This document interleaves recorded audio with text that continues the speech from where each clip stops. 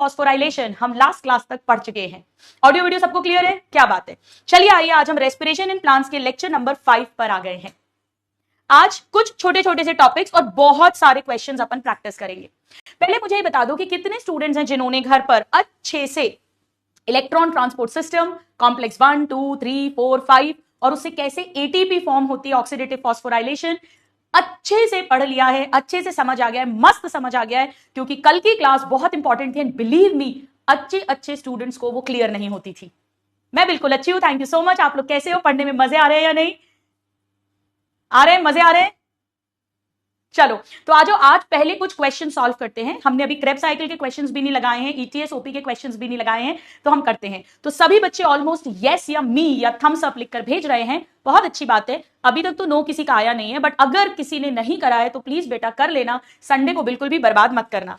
तो आ जाओ जी, जरा आशीर्वाद ले लें। आज तो चैप्टर कंप्लीट होने वाला है। आपका समरी लेक्चर, पीवाईक्यू लेक्चर और पॉडकास्ट मैंने बिल्कुल रिकॉर्ड कर दिया है, तो सबके चेहरे में स्माइल ले आइए। आज एक चैप्टर कंप्लीट होगा, आंखों में चमक, दिल में फुल पॉजिटिविटी। उस स्टेथोस्कोप के नाम आशीर्वाद लेते हैं अपनी बायोलॉजी माता का, बायोलॉजी मैया का। बोलो बायोलॉजी मैया की जय हो। चलिए जी, तो ये रहा आपके लिए फर्स्ट क्वेश्चन। कोई भी चीटिंग नहीं करेगा, कॉपी नहीं ओपन करेगा, खुद से ट्राई करो, अपनी अक्ल लगाओ। टेस्ट का सिलेबस बेटा नोटिफिकेशन में आ जाता है। मैंने तो किसी को ब्लॉक नहीं कराया, मैं तो क्लास में डांट लगा देती हूँ, बट मैं ब्लॉक नहीं कराती, क्योंकि मुझे पता है कि जरूरी नहीं आप स्पैमर हो, कभी कभी बच्चे बदमाशी भी कर लेते हैं, तो मैंने तो किसी को ब्लॉक नहीं किया भाई। चलो, लिंक रिएक्शन का एंजाइम कौन सा है?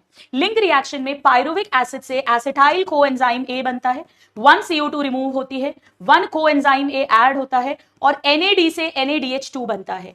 यानी पायरुवेट से हाइड्रोजन रिमूव करवाने वाला enzyme pyruvate dehydrogenase. Chat box में ऑलमोस्ट सबने करेक्ट आंसर दिया है, 80%। Devesh, Vaidik, Harshad, very good. आइए नेक्स्ट क्वेश्चन देखते हैं, करिए try. Hello, good morning Urmila, Jyoti, बिल्कुल सही आंसर है बेटा। कल्याणी, क्यों टेस्ट के सिलेबस में कुछ प्रॉब्लम हो रहा है? क्या प्रॉब्लम हो रही है टेस्ट के सिलेबस में? कुछ गलती है? मैं एक बार चेक करा दूंगी टीम को, डोंट वरी। लिंक रिएक्शन में कौन इन्वॉल्व है? अब लिंक रिएक्शन में पायरुवेट डिहाइड्रोजनेज है, टिप्पू की मां को लाओ, lipoic acid, magnesium ion and thiamine pyrophosphate. मैंने आपको बताया था कि थाइमीन विटामिन B1 को कहते हैं, यानी B1 इन्वॉल्व होगा। 73%। Biswa, Devesh, Sanjana, Rajveer, Yamini, very good. चलिए आइए नेक्स्ट क्वेश्चन आपके लिए, करिए ट्राई, करिए। दिवाली की छुट्टी अभी से कैसे बताऊं, दिवाली की छुट्टी मिलेगी कि नहीं मिलेगी? चलो, net gain of ATP from complete oxidation of glucose in eukaryotes। Complete oxidation का मतलब एरोबिक रेस्पिरेशन, और उसमें हमने पढ़ा था न्यू कॉन्सेप्ट के अकॉर्डिंग 32 ATP और ओल्ड कॉन्सेप्ट के अकॉर्डिंग 38 ATP। पर मैंने हर जगह आपको 36 और 38 ऐसे लिखवाई थी, 36 और 38। इसका क्या झोल है वो भी मैं आज बताऊंगी, बट हाँ अभी हम 36 आंसर कर सकते हैं। 41% ने करेक्ट किया है, संजना, देवेश, मिलान, शुभम, नायरा। 2 क्यों लिखा है बेटा? 1 ग्लूकोज का कंप्लीट ऑक्सीडेशन, मतलब इसमें glycolysis, link reaction, Krebs cycle सब कुछ टोटल मिलाकर है।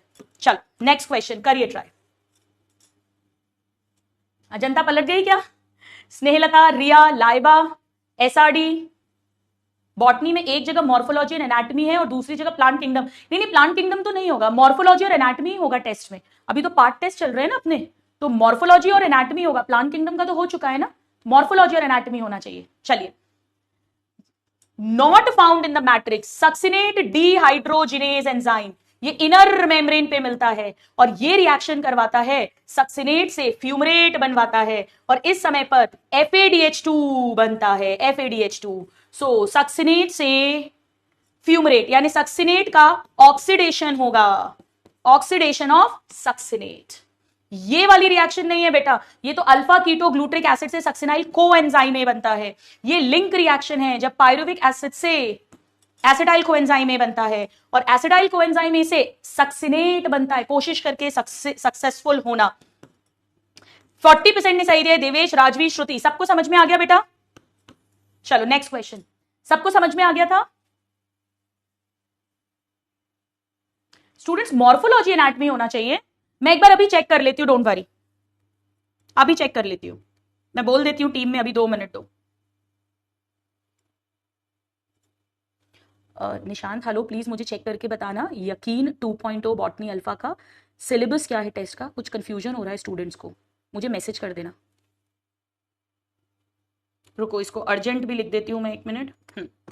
मॉर्फोलॉजी एनाटॉमी होना चाहिए मेरे ख्याल से। चलो, ग्लाइकोलिसिस होगा साइटोप्लाज्म में तो ए का 3 होगा, टीसीए यानी क्रेब साइकिल होगी मैट्रिक्स में तो बी का 2 होगा, और इलेक्ट्रॉन ट्रांसपोर्ट सिस्टम है इनर मेम्ब्रेन ऑफ माइटोकॉन्ड्रिया में 70%। शुभम, श्रुति, सदाफ, मिलन, वेरी गुड।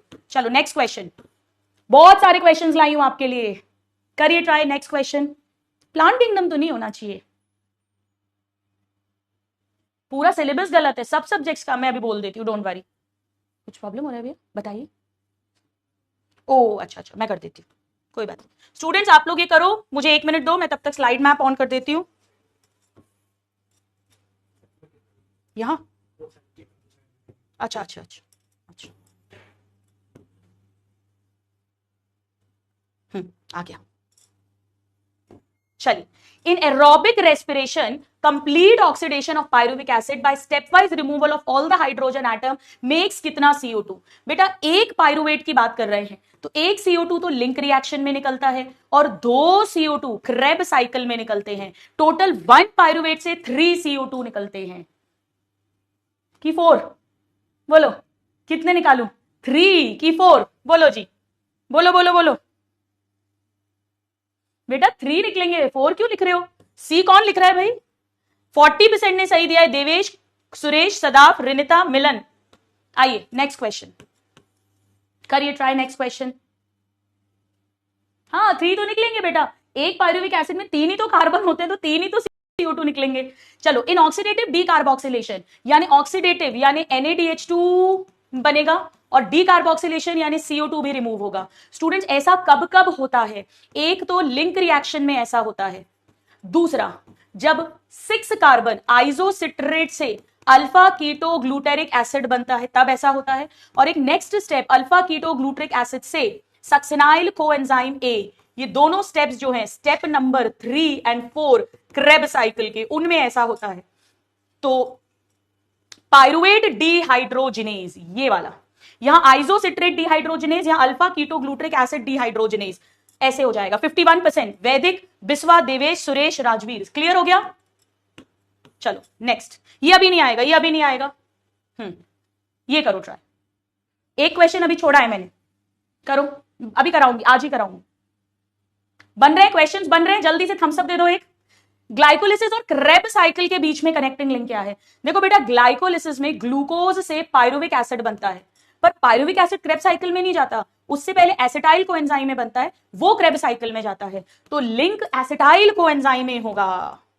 77%। मिलान, श्रुति, पल्लवी, जिया, वेरी गुड। चलो नेक्स्ट क्वेश्चन करिए ट्राई। हमेशा देखो करेक्ट है नॉट करेक्ट है, पोल अब आ गया होगा बेटा, कोई बात नहीं सेलिन, अगर ये वीक वेस्ट हो गया तो देखो ऐसा मान लो हर किसी की प्रिपरेशन में 1 या 2 बार गड़बड़ होती है, लेकिन इंपॉर्टेंट है बाउंस बैक करना, अब टाइम वेस्ट नहीं करना है, ठीक है?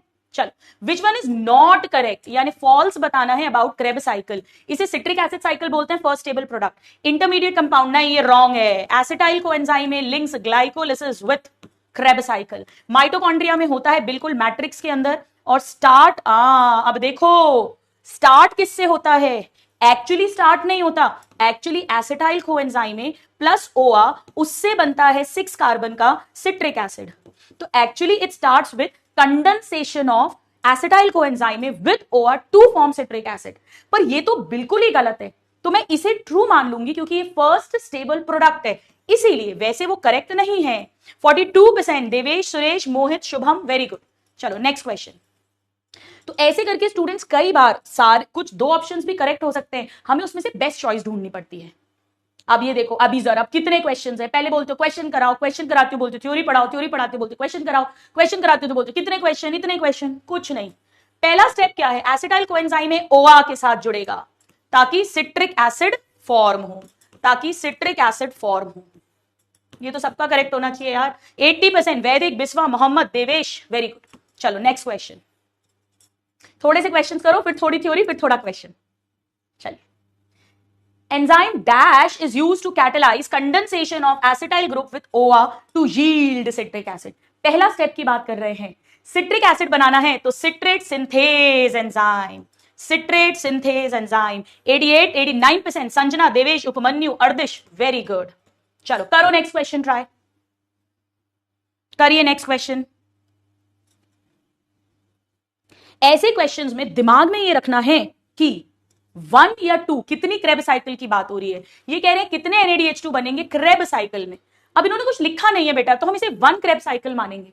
अगर ये बोलते on complete oxidation of 1 glucose तो फिर हम 2 क्रेब साइकिल की बात करते, पर ऐसा कुछ दिया नहीं है तो हम 1 मानेंगे। 3 NADH2 निकलते हैं। स्टेप नंबर 3 में निकलता है जब आइसोसिट्रेट से अल्फा कीटो बनता है, 4 में जब अल्फा कीटो से कोएंजाइम में सक्सिनाइल बनता है, और लास्ट स्टेप में जब मैलिक एसिड से OA बनता है। 45% ने सही दिया, उपमन्यु, वैदिक, सुरेश, मोहम्मद, वेरी गुड। चलो नेक्स्ट क्वेश्चन करिए ट्राई। कितने लोगों को सिट्रिक एसिड साइकिल याद आ रही है? क्वेश्चन सॉल्व करते में याद आ रहा है? 3rd स्टेप क्या है, 4th स्टेप क्या है, 8th स्टेप क्या है? कितने लोगों को समझ आ रहा है बताइए। Next question, Which of these step in Krebs cycle indicates substrate level phosphorylation? Only 1 step था। मैंने कहा था जब सक्सेस की कोशिश करोगे तो फाइनली एक ना एक दिन सक्सेसफुल हो जाओगे। इस समय पर GTP के वाया ATP बनी थी, GTP के वाया ATP बनी थी। So succinyl coenzyme to succinic acid. यहां तो NADH2 मिला था, ये लास्ट स्टेप था बेटा।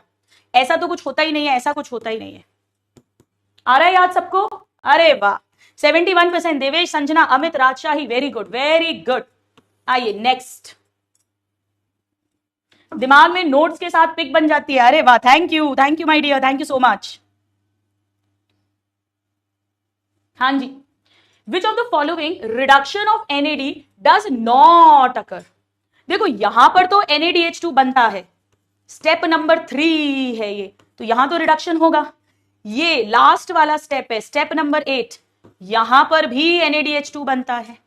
ये लिंक रिएक्शन है, यहां पर भी NADH2 बनता है। यानी इन तीनों स्टेप्स में NAD का रिडक्शन होता है। ये नहीं है, क्यों? क्योंकि बेटा यहां पर FAD का रिडक्शन होगा और FAD से FADH2 बनेगा। याद है मैंने कहा था F से फ्यूमरेट, वहां पर F से FADH2 बनेगा। 56% देवेश, अर्दिश, प्रशांत, शुभम, बिस्वा, वेरी गुड। एक मिनट, ये क्वेश्चन गलत है, ये थोड़ा टाइपिंग मिस्टेक है, इसे मैं हटा देती हूँ। चलो नेक्स्ट क्वेश्चन,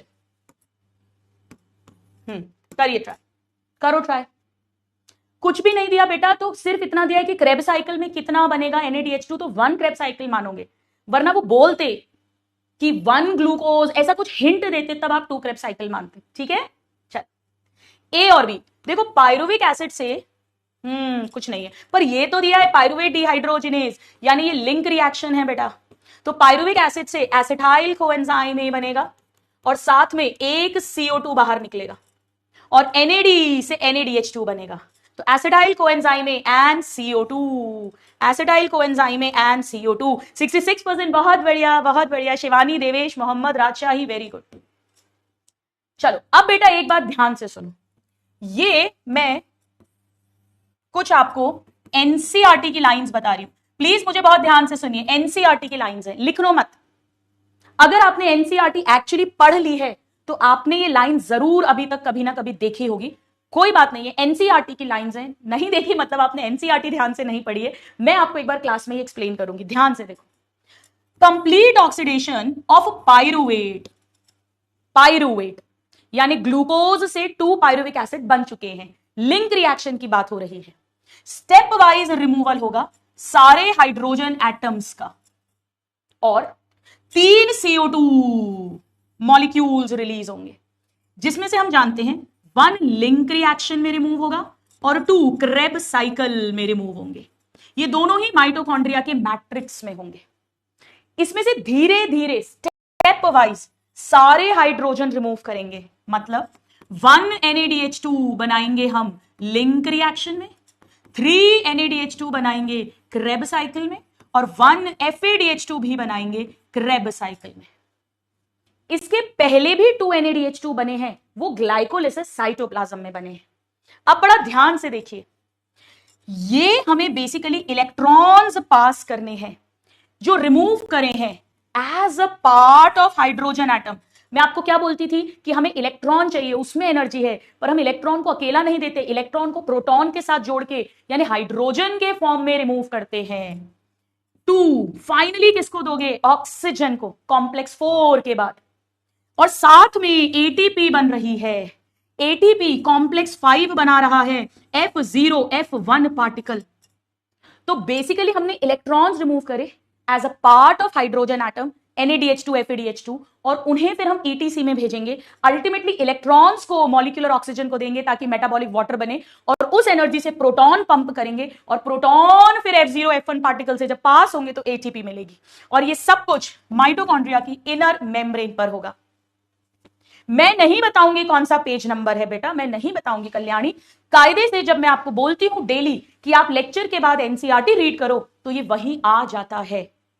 ठीक है, टफ लाइंस है इसलिए एक बार मुझे समझाना था। अब मैं आपको एक मजेदार बात बताने वाली हूं। मैं आपको हमेशा क्या कहती हूं, प्लीज लिखिए एक बार कि जब कंप्लीट ऑक्सीडेशन होता है, एक बार लिखो बेटा, छोटे छोटे से टॉपिक्स हैं 1 ग्लूकोज का। तो मैंने आपको क्या कहा है कि अगर हम ओल्ड कॉन्सेप्ट की बात करें तो टोटल यानी जो नेट गेन है वो 38 एटीपी का है, 38 एटीपी का। और न्यू कॉन्सेप्ट की अगर मैं बात करूं तो जो नेट गेन है वो 32 एटीपी का है। इतना मैं आपको लास्ट क्लास में सिखा चुकी हूं, ये मैं आपको लास्ट क्लास में सिखा चुकी हूं। मैंने यहां पर ऐसा भी लिखा था, जब मैंने कहा था लार्ज अमाउंट ऑफ एनर्जी तो मैंने 36 और 38 ऐसा बोला था, और यहां पर भी 32 और 30। बेटा सिर्फ समझ लो, सिर्फ समझ लो, मैं बेसिक बता रही हूं, रटने की कोई जरूरत नहीं है, इतना पता होना चाहिए। अब मैं इसका लॉजिक बता रही हूं, लॉजिक, इसका लॉजिक बता रही हूं। चलो बड़ा ध्यान से सुनो, सिंपल, कुछ भी मत बनाना, अभी समझो। देखो एक्चुअली हम यूकैरियोट्स के अंदर 2 तरह के सिस्टम होते हैं, बहुत ध्यान से सुनिएगा। एक जिसे ग्लिसरॉल 3 फॉस्फेट शटल कहते हैं और एक मा यानी मैलेट एस्पार्टेट शटल कहते हैं। बेसिकली बड़ा ध्यान से सुनना, ये वाले जो NADH2 FADH2 हैं ये तो माइटोकॉन्ड्रिया के मैट्रिक्स में ही बने हैं। तो यहां तो ओल्ड कॉन्सेप्ट के हिसाब से 1 NADH2 से 3 ATP, न्यू के हिसाब से 2.5, और 1 FADH2 से ओल्ड के हिसाब से 2 ATP और न्यू के हिसाब से 1.5, इतनी ATP बनती है। बेटा पंगा होता है वो जो साइटोप्लाज्म में, जो साइटोप्लाज्म में बने हैं NADH2। क्या होता है बड़ा ध्यान से समझना, ये वाली जो शटल है ये कुछ इस तरह की, बिल्कुल बनाना मत, बिल्कुल मत बनाना। क्या होता है सिर्फ एक बार देखो, साइटोप्लाज्म के अंदर जो NADH2 बना है उसे मुझे outer membrane, inter membrane space, inner membrane, इसे क्रॉस करा के मैट्रिक्स में पहुंचाना है। तो जब ये NADH2 अंदर जाता है तो NADH2 कुछ इस तरह से जाता है, हम डिटेल में नहीं जा रहे हैं। एक्चुअली ये NADH2 OA को देते हैं साइटोप्लाज्म के अंदर, बिल्कुल मत याद करना, सिर्फ एक बार सुन लो। OA से मैलेट बनता है और ये मैलेट क्रॉस करके जाता है। बेटा NADH2 डायरेक्ट माइटोकॉन्ड्रिया को क्रॉस नहीं कर सकता, तो NADH2 का हाइड्रोजन इनडायरेक्टली OA को देते हैं, OA से मैलेट बनता है, ये वापस NAD में कन्वर्ट हो गया और मैलेट क्रॉस करके अंदर जाता है।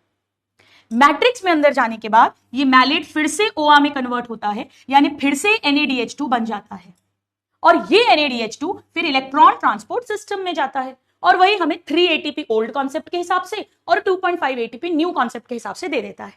और ये OA, ये जो OA है ये डायरेक्ट बाहर नहीं आ सकता बेटा, OA क्रॉस नहीं कर सकता, तो ये एस्पार्टिक एसिड में चेंज होता है और एस्पार्टिक एसिड बाहर आ जाता है, फिर से OA बनाता है। ये कहानी चलती रहती है। जो हमारे हार्ट के सेल्स हैं, किडनी के सेल्स हैं, लिवर के सेल्स हैं, उनमें इसी तरह से ये वाला जो NADH2 है जो ग्लाइकोलिसिस से बना है, ग्लाइकोलिसिस वाला, वो ऐसे अंदर आता है, डायरेक्ट क्रॉस करके नहीं आता है। पायरुविक एसिड बनेगा और 2 NADH2 भी तो बनेंगे ना 1 ग्लूकोज से, वो ऐसे आते हैं। इसे बोलते हैं मैलेट एस्पार्टेट शटल, क्योंकि मैलेट अंदर एंटर होता है और एस्पार्टेट बाहर जाता है साइटोप्लाज्म माइटोकॉन्ड्रिया के बीच में। आपको बिल्कुल याद नहीं करना। तो अगर मैलेट एस्पार्टेट शटल है, अगर मैलेट एस्पार्टेट शटल है तो ओल्ड और न्यू कॉन्सेप्ट के हिसाब से हमें 38 या 32 ATP मिलेगी, मैलेट एस्पार्टेट शटल। ये यूकैरियोट्स की बात हो रही है। प्रोकैरियोट्स में तो यही शटल होती है केवल, तो ऐसा होता है। पर यूकैरियोट्स में बाकी के सेल्स में एक और तरीका है इस NADH2 को अंदर भेजने का। बड़ा ध्यान से समझो, रटना नहीं है ये सब कुछ भी। इसमें क्या होता है, ग्लाइकोलिसिस वाला जो NADH2 है वो धाप को देते हैं, डाइहाइड्रोक्सी एसीटोन फॉस्फेट, वो कन्वर्ट होता है ग्लिसरॉल फॉस्फेट में, और ये क्रॉस करके जाता है माइटोकॉन्ड्रिया के अंदर। NADH2 डायरेक्टली माइटोकॉन्ड्रिया की मेम्ब्रेन स्पेस क्रॉस नहीं कर सकते हैं, और अंदर जाने के बाद ये ग्लिसरॉल फॉस्फेट फिर से धाप में कन्वर्ट होता है और धाप फिर वापस आ जाता है। लेकिन बेटा जब इससे ये बनता है तो FAD का रिडक्शन होता है, यानी NADH2 अंदर नहीं बना, अंदर FADH2 बना, और FADH2 हमें 2 ATP ओल्ड कॉन्सेप्ट और 1.5 ATP न्यू कॉन्सेप्ट के हिसाब से देगा। मेरे प्यारे नादान परिंदों, बड़ा ध्यान से सुनो, यहां तो कोई पंगा नहीं है, यहां तो NADH2 का NADH2 ही मिल रहा है, तो 38 कैलकुलेशन पूरा आ रहा है। पर यहां NADH2 की जगह FADH2 मिल रहा है। NADH2 3 ATP दिलवाता, FADH2 2 ATP दिलवाएगा। 1 ATP का नुकसान, 1 ATP का लॉस, 1 ATP की रिश्वत दी जा रही है। इसके हिसाब से कैलकुलेशन 38 किया था, पर इसके हिसाब से करोगे तो ये 2 NADH2 बने थे, 2 से 6 ATP मिल रही थी, पर यहां 2 FADH2 से 4 मिलेगी, यानी 2 ATP का लॉस हो गया, तो टोटल 36 मिलेगी। न्यू कॉन्सेप्ट की बात करूं तो 1 से 2.5 यानी 2 से 5 ATP मिलती, यहां 1 से 1.5 यानी 2 से 3 ATP मिलेगी, अगेन 2 ATP का नुकसान हो गया। तो अगर इस तरीके से ट्रांसपोर्ट होगा तो 2 ATP का नुकसान होगा। अगर ग्लिसरॉल 3 फॉस्फेट शटल यूज हुई, बिल्कुल नहीं करना क्या है, ऐसा समझ लो कि इस केस में NADH2 की जगह अंदर FADH2 निकलता है, टोटल 2 ATP का नुकसान हो जाता है। बिल्कुल इसके अलावा कुछ करने की जरूरत नहीं है, बस एक हल्का सा मुझे आइडिया देना था। बाकी आपको ये सब कुछ बिल्कुल नहीं पढ़ना है, मैं क्रॉस लगा देती हूं, ये सब क्रॉस लगा देती हूं, ठीक है। चल अब आ जाओ, कुछ क्वेश्चंस और सॉल्व करते हैं, फिर आगे बढ़ेंगे। करिए start, next question, come on everybody.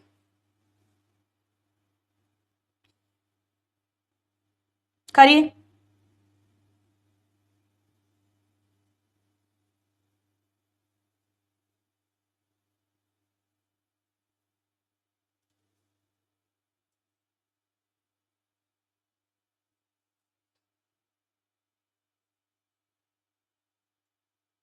करो बेटा, चल। एरोबिक रेस्पिरेटरी पाथवे एम्फीबॉलिक है, फर्स्ट क्लास में बताया था, कैटाबॉलिक भी है, एनाबॉलिक भी है, यानी एम्फीबॉलिक है। 61% वैदिक, राजशाही, त्यासा, मोहम्मद, अर्नब, वेरी गुड। चल नेक्स्ट क्वेश्चन करिए ट्राई, बिल्कुल इजी क्वेश्चन है, बिल्कुल इजी क्वेश्चन है, करो ट्राई।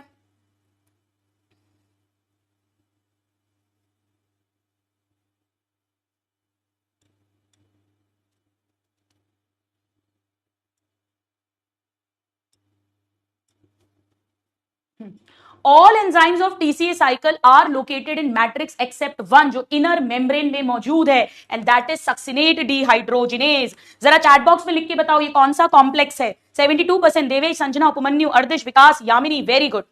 बताइए कौन सा कॉम्प्लेक्स नंबर है, कॉम्प्लेक्स नंबर 1 2 3 4 5, बताइए सबसे पहले कौन आंसर करता है, देखते हैं। सक्सिनेट डिहाइड्रोजनेज, राशि ने सबसे पहले सही आंसर दिया है, कॉम्प्लेक्स 2। कॉम्प्लेक्स 1 है NADH डिहाइड्रोजनेज, कॉम्प्लेक्स 2 है सक्सिनेट डिहाइड्रोजनेज, कॉम्प्लेक्स 3 है साइटोक्रोम BC1 कॉम्प्लेक्स, कॉम्प्लेक्स 4 है साइटोक्रोम AA3 या साइटोक्रोम C ऑक्सीडेज, और कॉम्प्लेक्स 5 है F0F1 particle. How many ATP is released when NADH2 and FADH2 get oxidised? कुछ भी नहीं दिया है तो हम 1 NADH2 1 FADH2 मानेंगे। ओल्ड कॉन्सेप्ट NCERT के according 3 ATP and 2 ATP। New concept तो ऑप्शन में ही नहीं है। 68% उपमन्यु, अर्देश, राजशाही, शुभम, वेरी गुड। चलिए नेक्स्ट क्वेश्चन करिए ट्राई। स्टूडेंट्स मैं नेक्स्ट चैप्टर फोटोसिंथेसिस में बताऊंगी कि ये जो केमी ऑस्मोसिस हमने पढ़ा था ना कल, कि वो प्रोटॉन जो है वो पेरी माइटोकॉन्ड्रियल स्पेस से इनर मेम्ब्रेन को क्रॉस करके मैट्रिक्स में जाएंगे, F1 पार्टिकल के थ्रू 4 प्रोटॉन जाएंगे तो 1 एटीपी बनेगी। इसे हमने केमी ऑस्मोसिस कहा था। हम फोटोसिंथेसिस में पढ़ेंगे, ये पीटर मिचेल जी ने प्रपोज की थी। इससे एटीपी सिंथेसिस उन्होंने बताया था। एटीपी सिंथेसिस कैसे होता है। 50% राजशाही, देवेश, उपमन्यु, अर्नब, वेरी गुड। चलिए नेक्स्ट क्वेश्चन करिए try. Next question everybody.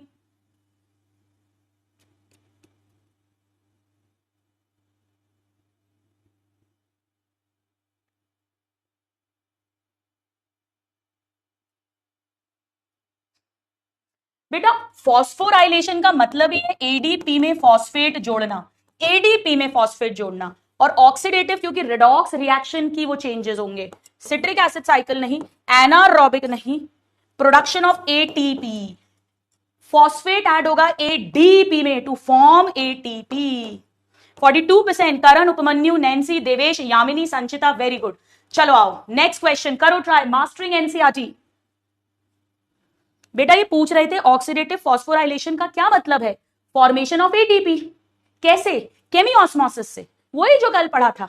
Electron transport होगा, ऑक्सीडेशन रिडक्शन रिएक्शन होंगी, उसकी एनर्जी से प्रोटॉन पंप होंगे और वो प्रोटॉन जब कीमो ऑस्मोसिस F0 F1 से जाएंगे तो एटीपी बनेगी। चलो करेक्ट ऑर्डर। सबसे पहला साइटोक्रोम था साइटोक्रोम बी, FAS पे गया और फाइनली साइटोक्रोम C1 पे गया था। फिर इसने मोबाइल कैरियर C को दिया था, फिर कॉपर सेंटर A आया था, फिर साइटोक्रोम A आया, फिर A3 आया, फिर कॉपर सेंटर B आया, फिर ऑक्सीजन को मिला था। यानी सबसे पहले B आएगा, फिर C1 आएगा, फिर C आएगा, फिर A आएगा, फिर A3 आएगा। C1 नहीं दिया, यहां पर ये 4 दिए हुए हैं, 4, तो B C A A3 ये करेक्ट हो जाएगा। B C A A3। यहां ये उल्टा दिया है, यहां ये उल्टा दिया है, यहां तो ये सारे ही उल्टा दिया है, यहां से शुरू नहीं होता बेटा। 42% देवेश, उपमन्यु, मोहम्मद, मिलन, वेरी गुड। चलो नेक्स्ट क्वेश्चन करिए ट्राई। बिल्कुल इजी सा क्वेश्चन है, करो ट्राई। बिल्कुल इजी क्वेश्चन है।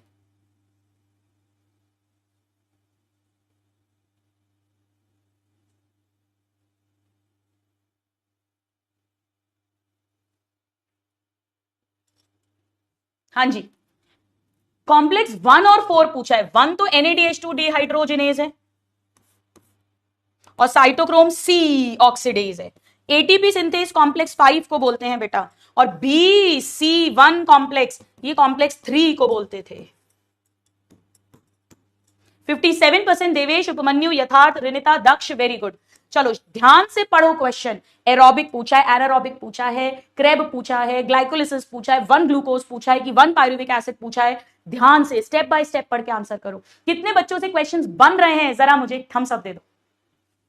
Net ATP in aerobic respiration during Krebs cycle पर ग्लूकोज मॉलिक्यूल। अब यह हिंट दे दिए बेटा, पर ग्लूकोज। एक ग्लूकोज के लिए 2 क्रेब साइकिल होती हैं, 2 क्रेब साइकिल। अब 2 क्रेब साइकिल से वैसे तो टोटल 24 एटीपी बनती है, पर 24 तो ऑप्शन में ही नहीं है, नॉट इन ऑप्शन। यानी इसका मतलब ये शायद सबस्ट्रेट लेवल की बात कर रहे हैं। 1 क्रेब साइकिल से 1 तो 2 क्रेब साइकिल से 2 एटीपी बनेगी, ये इसकी बात कर रहे हैं। ये आपको समझना पड़ेगा, यू हैव टू अंडरस्टैंड। 30% ने समझ लिया, देवेश, उपमन्यु, सुरेश, दक्ष, मोहम्मद। बेटा ये 36 कैसे बता रहे हो आप? क्रेब साइकिल में पूछ रहे हैं, वो केवल टोटल थोड़ी ना पूछ रहे हैं। अगर ये ना लिखूं, सिर्फ लिखूं 1 ग्लूकोज से, तो फिर 38 या 36 में से जो भी एक ऑप्शन दिया हुआ होगा वो आंसर होगा। Devesh, Upmanyu, Suresh, Daksh, Mohammed, Princy, very good. Question सबको समझ में आ गया? कोई बात नहीं अगर गलत हो रहे हैं, ऐसे ही धीरे धीरे आएगा, कोई बात नहीं है।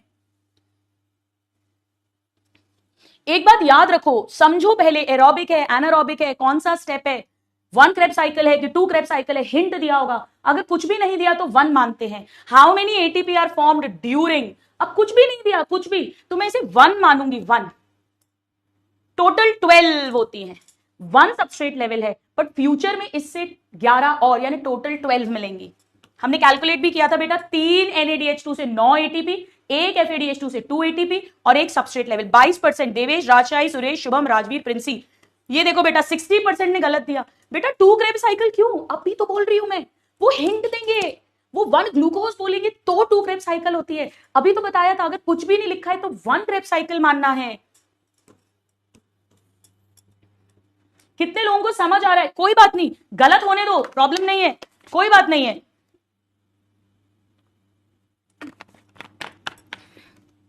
स्टूडेंट्स पहले ये समझना है कि एरोबिक है कि एनारोबिक है, फिर ये समझना है कहां से पूछ रहे हैं, और फिर ये समझना है कि 1 क्रेब्स साइकिल, 1 लिंक रिएक्शन या 2 की बात हो रही है, उसके लिए हिंट होगा 1 ग्लूकोज, ऐसा कुछ करके हिंट होगा। और अगर कुछ भी नहीं है तो हम 1 मानते हैं, 1 क्रेब्स साइकिल, 1 लिंक रिएक्शन। चल, केमियोस्मोसिस है, ऑक्सीडेटिव फॉस्फोराइलेशन होगा जिससे एटीपी बनेगा। क्यों? ऐसा कुछ नहीं है, ऐसा कुछ नहीं है, ये रीजन है क्योंकि पीएमएस में हाई कॉन्सेंट्रेशन है, मैट्रिक्स में लो कॉन्सेंट्रेशन है, प्रोटॉन्स भागकर जाएंगे और 4 प्रोटॉन से 1 एटीपी बन जाएगी। This is the reason. Chemiosmosis 45% ने सही दिया है, देवेश, उपमन्यु, मिलान। चलो इसको रहने दो, इस क्वेश्चन को रहने दो, ये इनहिबिटर्स हैं, अब नहीं पूछते हैं। चलो ये करो, आप ट्राई करो, ट्राई। बहुत इजी क्वेश्चन है, बहुत इजी।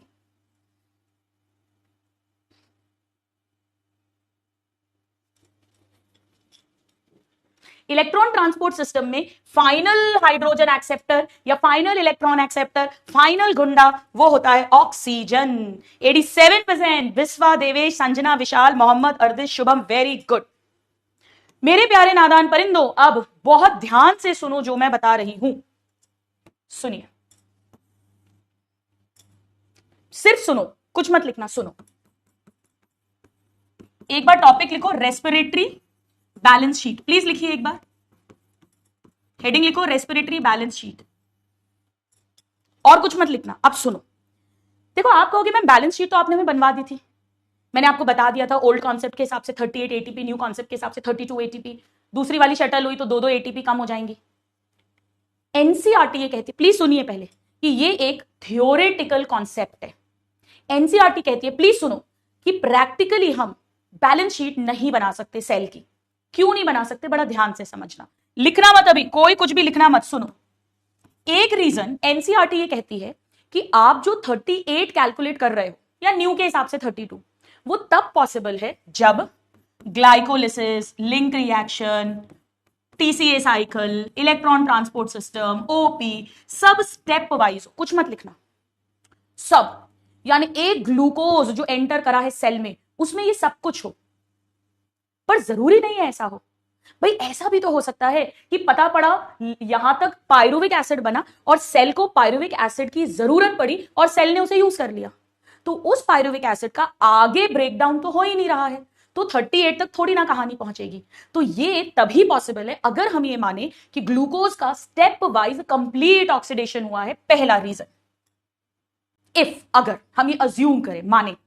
दूसरा, सपोज करो कि जो ग्लाइकोलिसिस से NADH2 बने थे 2, वो मैट्रिक्स में पहुंचे ही नहीं, तो भी वो 38 वाला कैलकुलेशन नहीं आ पाएगा।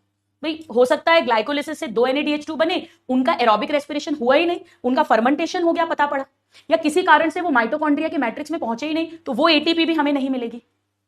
तीसरा, हम तब बोल रहे हैं कि 1 ग्लूकोज से 38 मिल रही है जब हम ये मान रहे हैं कि केवल ग्लूकोज का रेस्पिरेशन हो रहा है। मतलब मान लो 1 सेल है, 1 सेल के अंदर 10 ग्लूकोज मॉलिक्यूल्स है। आप मुझसे पूछोगे बताओ मैम इसके अंदर कितनी एटीपी मिलेगी, तो मैं ऐसा नहीं बोल सकती कि 1 से 38 मिलती है तो 10 से 380 एटीपी मिलेगी। मैं ऐसा नहीं बोल सकती, क्योंकि हो सकता है कि कुछ ग्लूकोज बीच के प्रोडक्ट्स यूज हो जाए कहीं। ऐसा भी हो सकता है कि कुछ ग्लूकोज के जो ग्लाइकोलिसिस से NADH2 बने हैं वो एनारोबिक में चले जाएं, पहुंचे ही नहीं अंदर।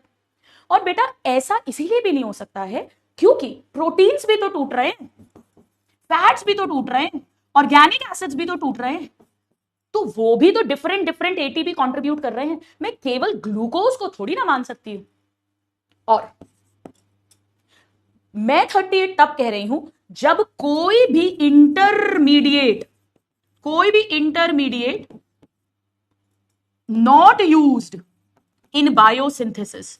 मतलब मैं ये मान रही हूं कि बीच का कोई भी प्रोडक्ट सेल यूज नहीं कर रहा, पूरी एंड तक कहानी जा रही है।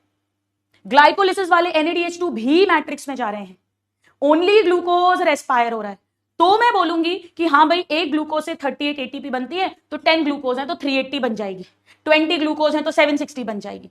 पर ऐसा रियल लाइफ में होता नहीं है, और इसीलिए रेस्पिरेटरी बैलेंस शीट जो है ये एक थियोरेटिकल कॉन्सेप्ट है, थियोरेटिकल कॉन्सेप्ट, ये प्रैक्टिकल कॉन्सेप्ट नहीं है, क्योंकि बीच बीच के intermediates are use in biosynthesis of other compound. बेटा सेल को अल्फा कीटोग्लूट्रिक एसिड की जरूरत पड़ती है, तो क्रेब्स साइकिल में से उसे निकाल लिया जाता है और उसे अमीनो एसिड्स बनाने में काम लेते हैं। पहले हम लोग मिनरल न्यूट्रिशन में डिटेल में पढ़ते थे कि अमीनो एसिड जो बनना शुरू होते हैं वो अल्फा कीटोग्लूट्रिक एसिड से होते हैं, तो फिर आगे की कहानी तो चलेगी ही नहीं, आगे के FADH2 NADH2 मिलेंगे ही नहीं, तो फिर 38 ATP कैसे मिलेगी भाई बताओ।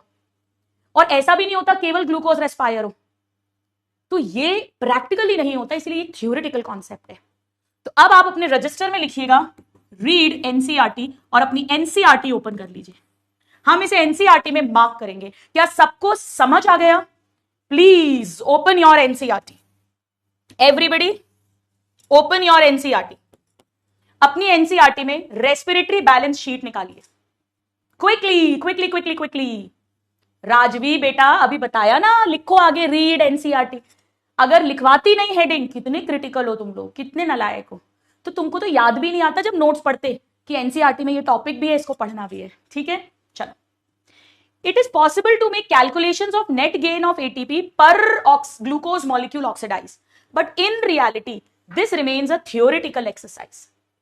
क्यों? हम ये कैलकुलेशंस तब मानते हैं जब हम ये कहें कि अज्यूम करें, माने कि एक सीक्वेंस में ऑर्डरली पाथवे होता है जहां पर एक सबस्ट्रेट से नेक्स्ट यानी ग्लाइकोलिसिस, फिर link reaction, TCA cycle, ETS, OP one after the other चल रहे हैं। दूसरा, हम ये अज्यूम करें कि जो एनएडीएच ग्लाइकोलिसिस में बने हैं वो मैट्रिक्स के अंदर गए हैं, माइटोकॉन्ड्रिया के अंदर गए हैं और उनका ओपी भी हुआ है। तीसरा, हम ये मानते हैं कि कोई भी इंटरमीडिएट कुछ और बनाने में काम नहीं आ रहा है।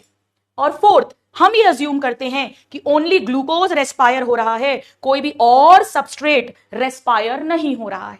ये हम माने, अज्यूम अगर करें, अज्यूम, तो हम कहते हैं कि 1 ग्लूकोज से 38 ATP old concept, 32 ATP new concept बनता है। बट ये अजम्पशन रियली वैलिड नहीं है एक लिविंग सिस्टम के अंदर, क्योंकि सारे पाथवेज साइमल्टेनियसली वर्क कर रहे हैं, ना कि one after the other. Substrates enter भी हो रहे हैं और विड्रॉ भी हो रहे हैं, एम्फीबॉलिक, जब जैसी जरूरत है। एटीपी भी यूटिलाइज होती जा रही है बेटा, जब जैसी जरूरत है। और एक और रीजन है, सारे रिएक्शंस में एंजाइम्स हैं। ग्लाइकोलिसिस में 10 स्टेप 10 एंजाइम, लिंक रिएक्शन में 1 स्टेप 1 एंजाइम, क्रेब्स साइकिल में 8 स्टेप्स 8 एंजाइम्स। तो ये सब एंजाइम्स हैं। और बेटा एंजाइम की जो रिएक्शन रेट है वो टेम्परेचर, पीएच, इन सब से कंट्रोल्ड होती है। मान लो सेल के अंदर टेम्परेचर गड़बड़ हो गया, पीएच गड़बड़ हो गया, तो एंजाइम की फंक्शनिंग भी गड़बड़ हो जाएगी, वो स्टेप भी गड़बड़ हो जाएगा। तो ये कहते हैं कि वैसे तो नेट गेन 38 एटीपी का है, old concept, during aerobic respiration of 1 glucose, but ये इमेजिनेशन है, थ्योरी है, रियलिटी में हम ऐसा नहीं कह सकते। बट हाँ, हम बहुत सारी एनर्जी को प्रोड्यूस कर रहे हैं, स्टोर कर रहे हैं, तो हाँ ठीक है, चलो यार बैलेंस शीट बना लेते हैं, ये कह रहे हैं। ठीक है, कितने स्टूडेंट्स को बिल्कुल अच्छे से लाइंस समझ में आ गई? स्टूडेंट्स एक बात बताओ, जो न्यू एनसीईआरटी लेटेस्ट वाली जिनके पास है, यहां पर अभी भी 38 लिखा हुआ है क्या? एक बार बता दो। मेरी ख्याल से तो शायद अभी भी 38 लिखा है। वैसे न्यू कॉन्सेप्ट के अकॉर्डिंग यहां पर 32 होना चाहिए, 32 है ना? हाँ, मुझे भी यही पता है। चल, तो ये हमने पढ़ा रेस्पिरेटरी बैलेंस शीट, और ये सब लोग लिखेंगे एनसीईआरटी। ये लिखो नोट्स में, वरना भूल ही जाओगे कि ये टॉपिक भी पढ़ना है। आइए अब एक और छोटा सा टॉपिक अपन पढ़ेंगे। हम कंपैरिजन करेंगे स्टूडेंट्स, प्लीज लिखिए नोट्स में, फर्मेंटेशन एंड एरोबिक रेस्पिरेशन के बीच में। प्लीज अपने नोट्स ओपन करो, एक टेबल बनाएंगे, फर्मेंटेशन एंड एरोबिक रेस्पिरेशन के बीच में एनसीईआरटी में दिया हुआ है, ये टॉपिक अलग से दिया हुआ है। चल,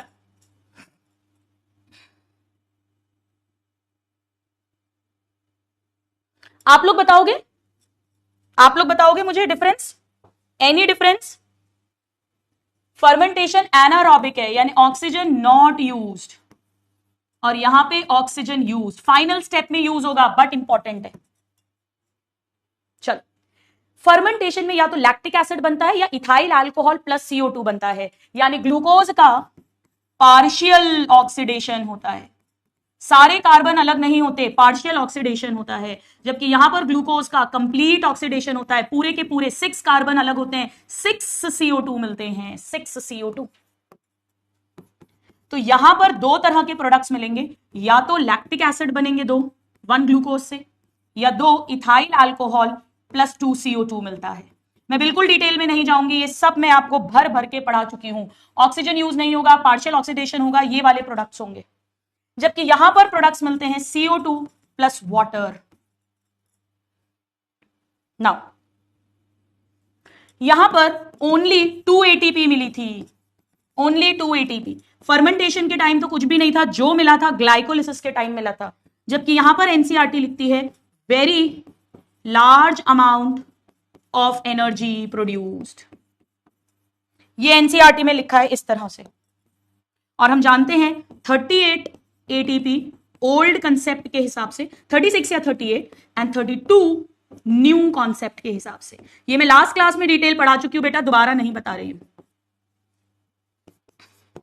ये सब डिफरेंसेस कितने स्टूडेंट्स को समझ आ रहे हैं कि हाँ मैम ये सब हमें आता है, जरा थम्स अप भेजिए। अब फर्मेंटेशन पूरा का पूरा साइटोप्लाज्म में होगा, ग्लाइकोलिसिस और आगे के सारे स्टेप्स। बट यहां पर ग्लाइकोलिसिस होगा साइटोप्लाज्म में, और उसके बाद link reaction, Krebs cycle mitochondria के मैट्रिक्स में, और ETS OP माइटोकॉन्ड्रिया की इनर मेम्ब्रेन पे, यानी यहां पर साइटोप्लाज्म एंड माइटोकॉन्ड्रिया दोनों इन्वॉल्व हैं। यूकैरियोट्स में बेटा, प्रोकैरियोट्स में तो पंगा ही नहीं है, वहां तो जो है एरोबिक एनारोबिक सब कुछ साइटोप्लाज्म में होगा। अब यहां पर भी जो NADH2 बने थे वो रीऑक्सीडाइज हुए थे NAD में, याद है आप लोगों को? NADH2 रीऑक्सीडाइज्ड टू NAD, याद है ना? पायरुविक एसिड के अंदर 2 हाइड्रोजन यहीं से ऐड किए थे तो लैक्टिक एसिड बना था, और एसिटाइलडिहाइड के बाद यहीं से 2 हाइड्रोजन ऐड किए थे तो इथाइल अल्कोहल बना था। याद आ रहा है? अब ये यहां पे स्लोली होता है, एनारोबिकली ये काम स्लोली होता है, और यही काम यहां पे बहुत फास्ट होता है। जी हां, ये पॉइंट आपको नहीं पता है, ये न्यू पॉइंट है, न्यू पॉइंट है, ये न्यू पॉइंट है बेटा। दोनों में ही NADH2 से NAD बना, यहां पर FADH2 से FAD भी रीऑक्सीडाइज हुआ था, दोनों में होता है ना? कॉम्प्लेक्स 1 कॉम्प्लेक्स 2 उसमें, लेकिन ये फास्ट होता है, ये स्लो होता है, ये न्यू पॉइंट है। हाँ आयुषी, मैंने फर्स्ट लेक्चर में डिफरेंस करवाया था, पर बेटा ये वाला पॉइंट वहां नहीं लिखा था। NCERT में निकालो, अपनी NCERT, अपनी NCERT निकालिए सब, जहां पे रेस्पिरेटरी बैलेंस शीट कंप्लीट हुई है, रेस्पिरेटरी बैलेंस शीट कंप्लीट हुई है बेटा, उसके नीचे ये सारा दिया हुआ है जो मैंने आपको टेबल फॉर्म में बनवा दिया है, उसके नीचे।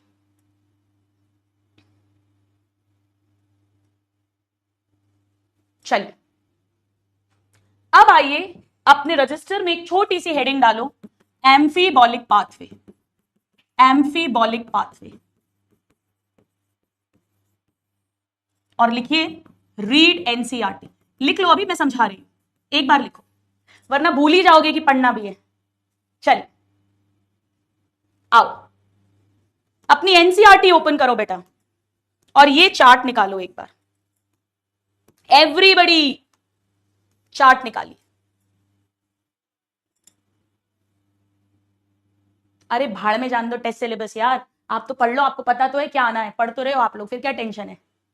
मुझे आपका फुल कंसंट्रेशन चाहिए। एवरीबडी सुनिए, NCERT निकालो, पेन हाथ में रखो। देखो आपको पता है बेटा कि कार्बोहाइड्रेट की अगर मैं बात करूं, फॉर एग्जाम्पल हमारे बॉडी में ग्लाइकोजन है, या प्लांट्स की बॉडी में स्टार्च के फॉर्म में फूड स्टोर होता है। सबसे पहले इनका डाइजेशन होता है और इनसे सिंपल शुगर बनाई जाएगी, ग्लूकोज, फ्रक्टोज एक्सेट्रा, है ना? और अब इसका ग्लाइकोलिसिस होगा, तो ग्लूकोज से बनेगा ग्लूकोज 6 फॉस्फेट, फिर ऐसा एरो है, यानी फिर बनेगा फ्रक्टोज 6 फॉस्फेट, फिर उससे बनेगा फ्रक्टोज 1,6 बिस फॉस्फेट, फिर इससे पागल और धाप बनेगा, ये भी आपस में इंटर कन्वर्टेबल है।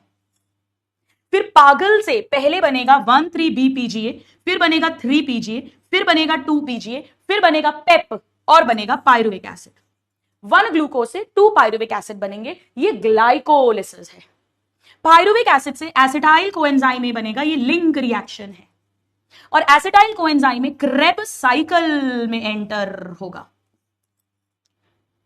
जब पायरुविक एसिड से एसिटाइल कोएंजाइम में बनेगा 1 CO2 रिलीज होगा और क्रेब्स साइकिल में 2 CO2 रिलीज होंगे, यानी 3 CO2 रिलीज होगा। और अगर हम 1 ग्लूकोज की बात करेंगे तो 6 CO2 रिलीज हो जाएगा। क्रेब साइकिल में वाटर यूज होते हैं, 2 वाटर यूज होते हैं 1 क्रेब साइकिल में। लेकिन जब ETS चलता है तो 1 NaDH2 से 1 वाटर फॉर्म होता है, 10 NaDH2 से 10 पानी, 2 FADH2 से 2 पानी, यानी पानी भी निकलेगा। ETS, OP, ATP भी बनेगी। ये हमने डिटेल में इस चैप्टर में पढ़ा है। अब यहीं पर हम एक चीज मार्क करते हैं। मान लीजिए कि हमने घी खाया, तेल खाया, फैट, पूड़ी, पराठे, बटर, भटूरे, ये सब खाए। बेटा आप लोगों को अगर बायोमोलिक्यूल थोड़ा सा भी आता हो तो फैट यानी ट्राइग्लिसराइड कहते हैं, इसमें 1 ग्लिसरॉल और 3 फैटी एसिड्स होते हैं। क्या आपको ये आइडिया है कि फैट के अंदर ग्लिसरॉल एंड फैटी एसिड्स होते हैं? बेटा सबसे पहले एक एंजाइम होता है लाइपेज, जो लिपिड यानी फैट को तोड़ता है। तो जैसे यहां पर भी एंजाइम्स होते हैं, स्टार्च को ब्रेक करना है अमाइलेज, पहले माल्टोज बनता है, फिर उसे माल्टेज ब्रेक करता है, या सुक्रोज अगर है तो सुक्रेज ब्रेक करेगा। तो ऐसे ही लिपिड को तोड़ता है लाइपेज। ईस्टर बॉन्ड, बहुत बढ़िया देवनाथ, वेरी गुड, बिल्कुल, इसमें ईस्टर बॉन्ड्स होते हैं, उन्हें ब्रेक करता है लाइपेज। अब ये glycerol ultimately dihydroxy acetone phosphate या ग्लिसरैल्डिहाइड बनाता है, और फिर ऐसे कहानी आगे चलेगी और उसके अकॉर्डिंग हमें एटीपी, वाटर, CO2 वो सब रिमूव होंगे, जो भी है इसके अकॉर्डिंग, और ये हमारी कोर्स में नहीं है। इसी तरह जो फैटी एसिड्स बनते हैं बेटा, वो भी कन्वर्ट होते हैं एसिटाइल कोएंजाइम ए में, और फिर आगे की स्टोरी उनकी भी यही रहती है। हमें कैलकुलेशंस नहीं पढ़ना, एंजाइम्स नहीं पढ़ने, बट इतना पता होना चाहिए कि फैट पे लाइपेज एंजाइम वर्क करेगा, फैटी एसिड्स और ग्लिसरॉल में तोड़ेगा, फैटी एसिड एसिटाइल कोएंजाइम में कन्वर्ट होंगे, ग्लिसरॉल ग्लिसरैल्डिहाइड 3 फॉस्फेट या धाप में कन्वर्ट होगा, और फिर आगे की स्टोरी ऐसे चलती जाती है। इसी तरह से अगर हमने दाल खाई है, पनीर, दाल, सोयाबीन, छोले, चने यानी प्रोटीन्स लिए हैं। प्रोटीन आपको मालूम है बहुत सारे अमीनो एसिड्स का पॉलीमर है। प्रोटीन भी पहले ब्रेक डाउन होंगे अमीनो एसिड्स में। यहां एंजाइम लगेगा प्रोटीएज, लिपिड को तोड़ा था लाइपेज ने, प्रोटीन्स के पेप्टाइड बॉन्ड्स ब्रेक करेंगे प्रोटीन्स। ठीक है, अब नाम है अमीनो एसिड, तो अमीनो एसिड में एक अमीनो ग्रुप है और एक एसिड ग्रुप है। अमीनो ग्रुप हटा दिया जाता है, इसे कहते हैं डीएमिनेशन। डीएमिनेशन, जैसे ही अमीनो ग्रुप हटाएंगे एसिड बचता है। बेटा डिफरेंट डिफरेंट अमीनो एसिड से डिफरेंट डिफरेंट एसिड्स मिलते हैं। जैसे हो सकता है कुछ अमीनो एसिड्स पायरुविक एसिड में चेंज हो जाए, कुछ amino acid directly acetyl coenzyme में कन्वर्ट होते हैं, और कुछ अमीनो एसिड क्रेब साइकिल का कोई एसिड बना लेते हैं। Alpha ketoglutaric acid, citric acid, isocitric acid, succinic acid, fumaric acid, malic acid, कोई भी एसिड, अलग अलग डिफरेंट डिफरेंट, जैसे जो ग्लूटामेट, एस्पार्टेट, ऐसे अलग अलग अमीनो एसिड्स हैं, वो अलग अलग एसिड्स बना लेते हैं। अमीनो ग्रुप पहले हटाया जाएगा। यानी अगर प्रोटीन से एनर्जी मिलनी है तो हो सकता है इसके बाद स्टोरी बने, या इसके आगे की स्टोरी बने, या इसके आगे से स्टोरी बने, उसके अकॉर्डिंग हमें उतनी एटीपी, CO2, वाटर, वो सब मिलते हैं। यहां तक जितने लोगों को समझ आ गया जरा यस या थम्स अप भेज दो। बेटा अमीनो एसिड्स होते हैं ना अलग अलग, ग्लूटामिक एसिड, एस्पार्टिक एसिड्स, वो बनाते हैं ये। अब बड़ा ध्यान से सुनिएगा जो मैं कह रही हूं। हो गया इतना?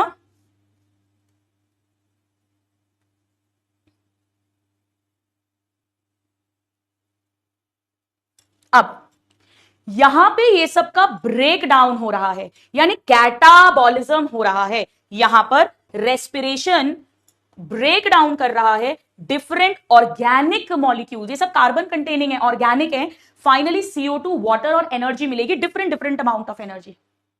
पर कभी कभी क्या होता है, बड़ा ध्यान से समझना, सपोज करिए कि बॉडी को फैट्स की जरूरत है, सेल को, तो वो क्या करती है, वो सपोज एसिडाइल कोएंजाइम में जो लिंक रिएक्शन में बना उसे वापस उठा लिया और उसे फैटी एसिड बना दिया, रिवर्सिबल, या ग्लिसरैल्डिहाइड जो बना हुआ है ग्लाइकोलिसिस के अंदर या धाप बना है उससे ग्लिसरॉल बना दिया और उन दोनों को मिलाकर लिपिड्स बना दिए।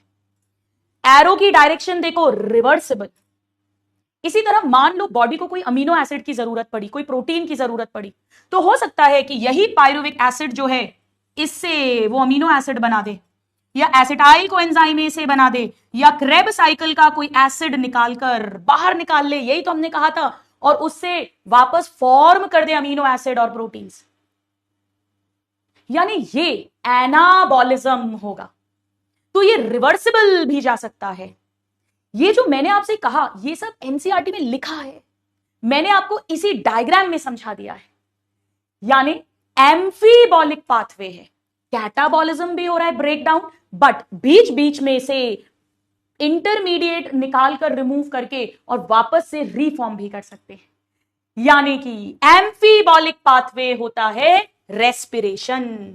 ये मैंने आपको एक एक वर्ड बता दिया है, एक एक शब्द इस सिंपल वे में डायग्राम के अंदर। एनसीईआरटी में जो नहीं दिया है, this is out of NCERT. Don't learn. ये मैं सिर्फ आपको आइडिया के लिए बता रही हूं।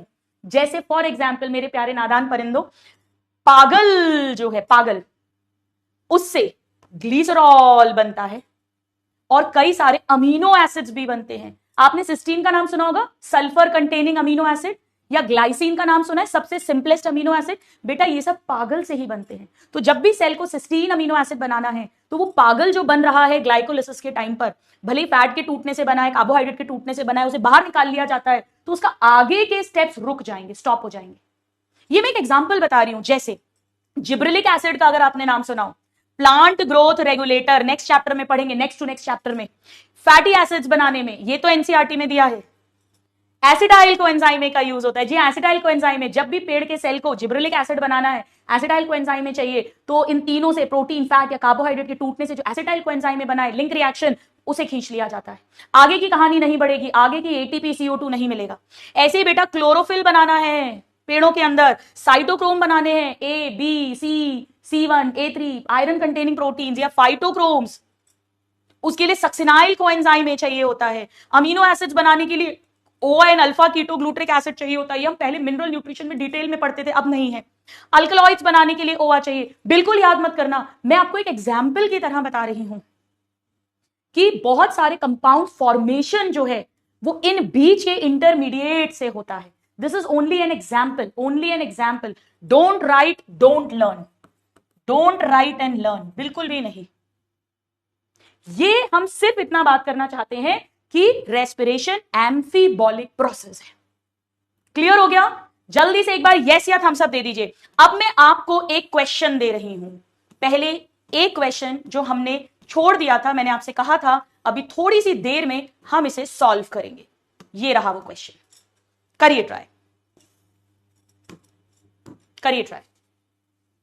Come on everyone.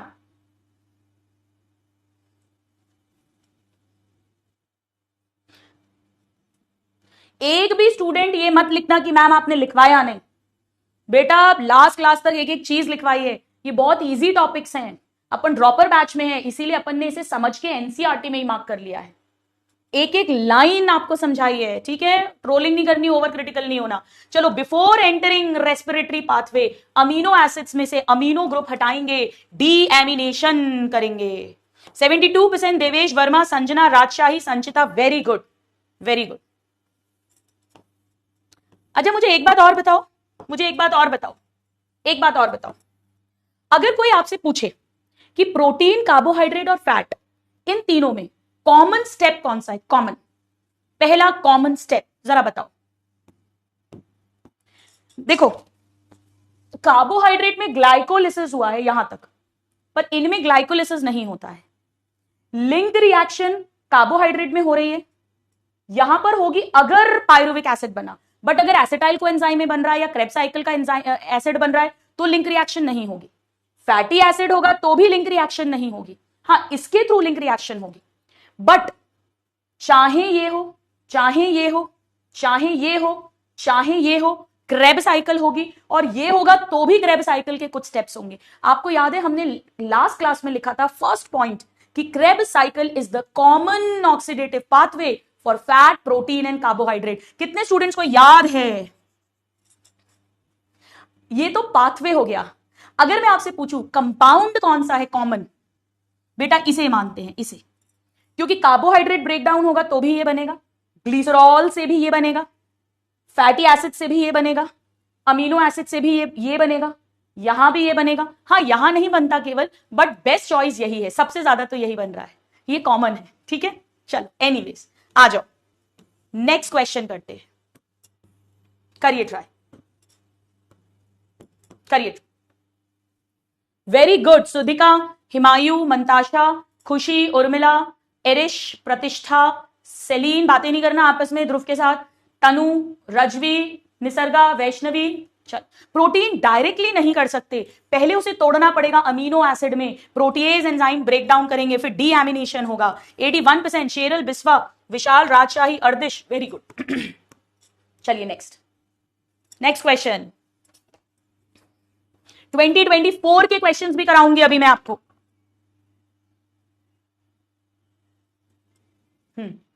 When act as a respiratory substrate, which of the following would be broken down to acetyl coenzyme? अभी अभी हमने बात की, कुछ भी टूटेगा एसिटाइल कोएंजाइम में बनेगा, कॉमन यही है। 77% शेरल, संजना, एमडी, वैदिक, राजशाही, उपमन्यु, वेरी गुड। चलो जी ये करो ट्राई, करिए ट्राई।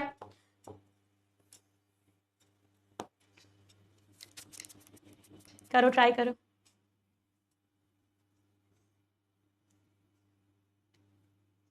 देखो अपन ने 4 कार्बन के 2 पढ़े हैं, 4 नहीं 4 कार्बन के अपन ने कौन कौन से पढ़े? ओआ पढ़ा है, ठीक है, फिर सक्सेनाइल कोएंजाइम ए, फिर सक्सेनिक एसिड, फिर फ्यूमरिक एसिड, फिर मैलिक एसिड, और फिर ओआ। ये सारे अपन ने 4 कार्बन पढ़े हैं, तो ये हो जाएगा मैलिक एसिड। ये आंसर्स नहीं हो सकते हैं। अच्छा 5 कार्बन का अपन ने क्या क्या पढ़ा है बेटा? केवल एक पढ़ा था, अल्फा कीटो ग्लूटेरिक एसिड। 6 कार्बन के अपन ने ग्लूकोज पढ़ा है, फ्रक्टोज पढ़ा है, और सिट्रिक एसिड पढ़ा है, आइसोसिट्रिक एसिड पढ़ा है, ये पढ़े हैं अपन ने।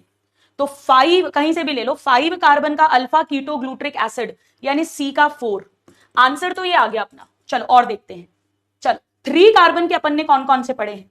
अपन ने 3 कार्बन का 3 पागल पढ़ा है, धाप पढ़ा है, लिख लो लिख लो, 1,3-B पीजीए पढ़ा है, फिर 3 पीजीए, फिर 2 पीजीए, फिर पेप, फिर पायरुविक एसिड। ये सारे अपन ने 3 कार्बन के पढ़े हैं। 2 कार्बन का अपन ने एसिटाइल कोएंजाइम ए पढ़ा है। देखो अपनी कहानी ग्लूकोज से स्टार्ट हुई थी, glucose, fructose, glucose 6 phosphate, fructose 6 phosphate, fructose 1,6 bis phosphate, यानी ग्लूकोज फ्रक्टोज वाले 6 कार्बन हो गए। फिर उनसे पागल और धाप बना था, पागल और धाप, फिर इससे 1,3-B पीजीए, 3 पीजीए, 2 पीजीए, पेप और पायरुविक एसिड, ये सारे 3 कार्बन थे।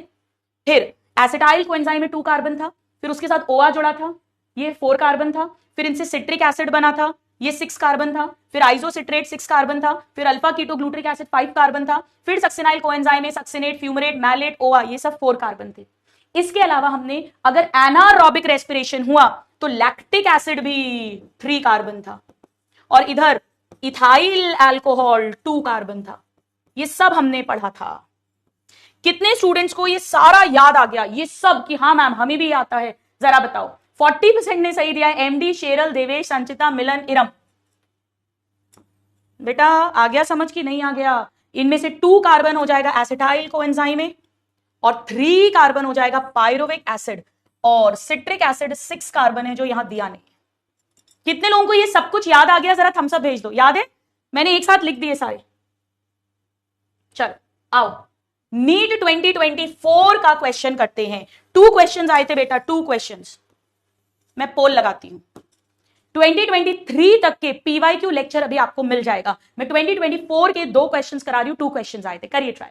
आ रहा है ना यार? चल करो।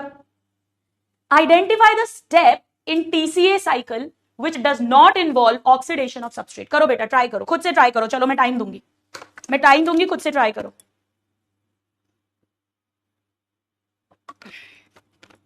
बिल्कुल टफ नहीं है, बहुत इजी क्वेश्चन है। कहां है टफ? क्यों है टफ? कोई टफ नहीं है।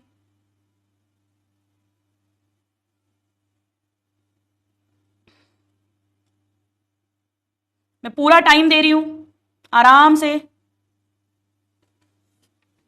देखो। यहां पर NaDH2 बना था, यानी हाइड्रोजन रिमूव हुआ था, ऑक्सीडेशन हुआ था। यहां पर भी NaDH2 बना था। ये था स्टेप नंबर 3, ये था स्टेप नंबर 8। और ये अब ये डायरेक्टली नहीं हुआ था, बट यहां पहले फ्यूमरेट बना था और फिर फ्यूमरेट से मैलेट बना था, और इस दौरान NaDH2 निकला था स्टेप नंबर 6 में।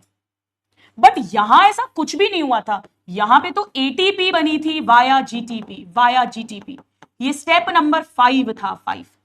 यहां ऑक्सीडेशन नहीं हुआ था, यहां भी हुआ है। सक्सिनेट से मैलेट बनने के लिए बीच में फ्यूमरेट बना है और वहां पर ऑक्सीडेशन हुआ है, हाइड्रोजन का रिमूवल हुआ है, यानी इसका आंसर हो जाएगा ऑप्शन 1। 47% ने सही दिया। वैदिक, शेरल, राजशाही, विकास, शुभम, ईशु, अर्नब, संचिता, वेरी गुड। बेटा आपको समझ आया? यहां उन्होंने हल्का सा कंफ्यूज कर दिया, आपको हल्का सा कंफ्यूज कर दिया, ठीक है? हाँ भाई, सक्सिनेट से मैलेट बनना है तो आपको पता है कि डायरेक्ट नहीं बनता, सक्सिनेट से फ्यूमरेट बनेगा, फ्यूमरेट से मैलेट बनेगा, और एक FADH2 इस टाइम रिमूव होगा। हाँ सॉरी, कितनी जल्दी गलती पकड़ते हो तुम लोग यार। FADH2, ठीक है, FADH2, यानी जब भी सक्सिनेट से मैलेट बनना है तो FADH2 जरूर निकलेगा। तो राजशाही, शेरल, वैदिक, राजशाही, विकास, शुभम, ईशु, वेरी गुड। आ जाओ नेक्स्ट क्वेश्चन करते हैं, मैं आराम से टाइम दूंगी, करो 2024 का नेक्स्ट क्वेश्चन।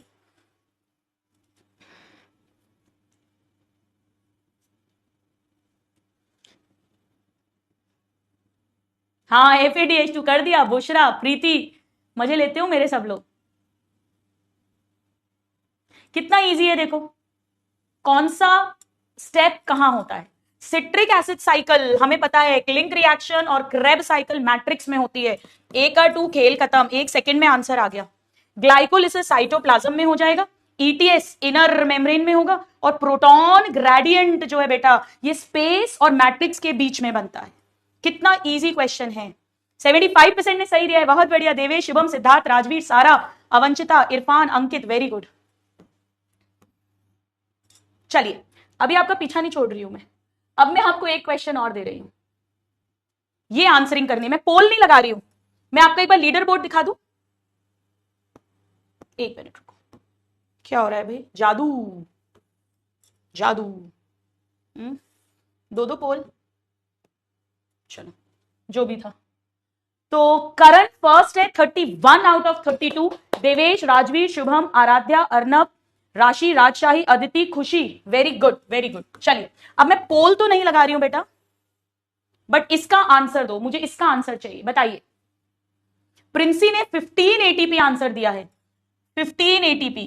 कितने लोग बोलते हैं यस और कितने लोग बोलते हैं नो? जरा लिखकर भेजो, यस या नो, राइट और रॉन्ग। बताइए बताइए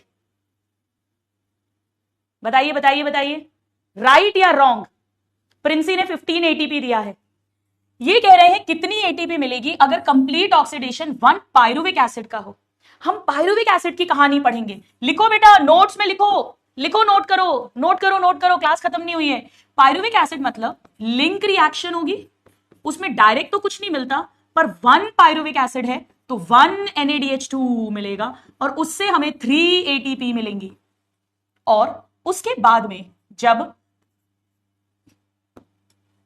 TCA साइकिल होगी तो उसमें 3 NaDH2 बनेंगे, 1 FADH2 बनेगा, और 1 डायरेक्ट एटीपी बनेगी, यानी 1 क्रेब साइकिल की 12 एटीपी मिलेगी। तो 3 + 12 15 ATP is the correct answer. बहुत बढ़िया, 1 लिंक रिएक्शन और 1 क्रेब साइकिल। चल आओ सेकेंड क्वेश्चन आपके लिए, लिख लो कॉपी में, लिखो कॉपी में, लिखो कॉपी में, लिखो कॉपी में। कम ऑन एवरीबॉडी, बोलो आंसर। सबसे पहले कौन आंसर देगा सेकेंड वाले पॉइंट का? बेटा 1 पायरुविक एसिड मतलब 1 लिंक रिएक्शन और 1 क्रेब साइकिल। 1 लिंक रिएक्शन से 3 एटीपी मिलेगी और 1 क्रेब साइकिल से 12 एटीपी। वेरी गुड मान्यता, खुशी, दीपक, तनु, शेरल, प्रज्ञा, निसग्रा, सबके सही आंसर्स हैं 12 एटीपी, क्योंकि 1 एसिटाइल कोएंजाइम का मतलब है 1 क्रेब साइकिल और 1 क्रेब साइकिल से 12 एटीपी मिलती है। चलो तो यहां पर भी सेम वही आंसर आ जाएगा 12 एटीपी। अपन ये मानकर चल रहे हैं कि आगे ईटीएस वगैरह हो रहा है। चलो ये बताओ, ये नेक्स्ट ये क्वेश्चन है आपका, ये वाला नेक्स्ट क्वेश्चन है। लव पीडब्ल्यू बिल्कुल सही है। रहनुमा, वर्षा, रिमझिम, शेरल, धनश्री, विपिन, शाजिया, कल्याणी, मोहम्मद, प्राची, बहुत बढ़िया। 1 ग्लूकोज। अगर ओल्ड कॉन्सेप्ट की बात करें तो 38 एटीपी और अगर न्यू कॉन्सेप्ट की बात करें तो 32 एटीपी। हमने बहुत अच्छे से ये समझा है। 1 फ्रक्टोज से कितना मिलेगा? 1 फ्रक्टोज से। वेरी गुड मानसी, खुशी, जैनू, स्वास्तिका, इकरा, शाहिद, मेघा, आरोही, पायल, चंदू, वेरी गुड बेटा, वेरी गुड। 1 फ्रक्टोज से। कुछ डिफरेंट या सेम?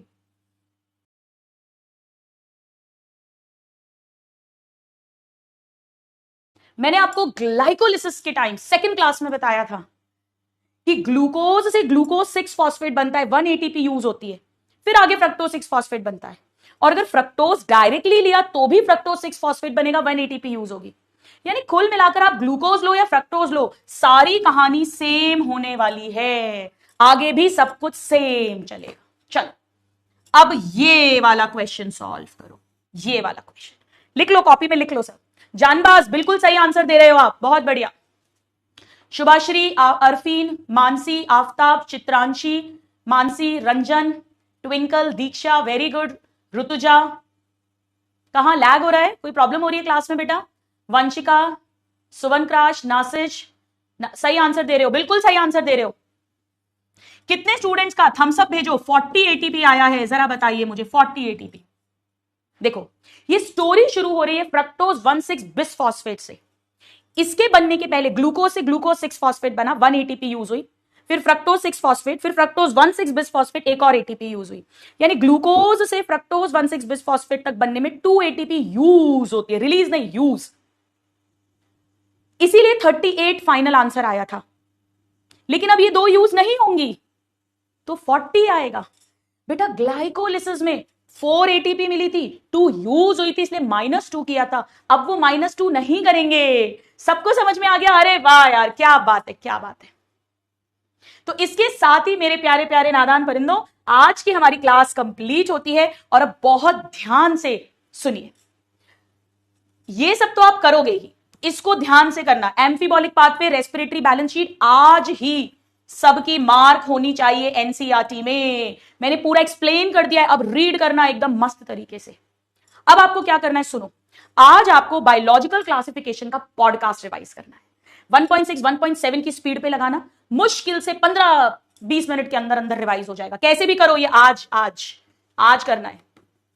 अब कल आप रेस्पिरेशन इन प्लांट्स का समरी लेक्चर और पीवाईक्यू लेक्चर करेंगे। टेस्ट हो नहीं हो उससे कोई मतलब नहीं है, करना है। और मंडे, ट्यूसडे और वेडनेसडे को बेटा आप मॉर्फोलॉजी, प्लांट किंगडम और रेस्पिरेशन इनके पॉडकास्ट करोगे। पहले आप रेस्पिरेशन का ही पॉडकास्ट करोगे और फिर इन दोनों का करोगे।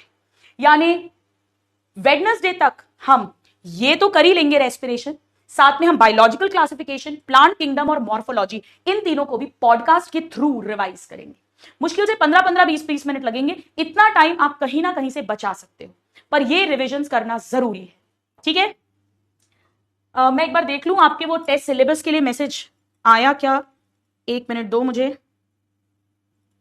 स्टूडेंट्स, बॉटनी का जो टेस्ट सिलेबस है 29 कल आपका टेस्ट है, वो मॉर्फोलॉजी और एनाटॉमी का कंप्लीट सिलेबस है। निशांत एक बार ऐप पे चेक करा लेना, स्टूडेंट्स बता रहे हैं कि सारे ही सब्जेक्ट्स जो हैं उनका सिलेबस कुछ रॉन्ग लगा हुआ है, अपने में भी प्लांट किंगडम शो हो रहा है, तो एक बार प्लीज चेक करवा लेना 2.2 में। Thank you. मैंने बोल दिया है स्टूडेंट्स, ये हो जाएगा आपका काम।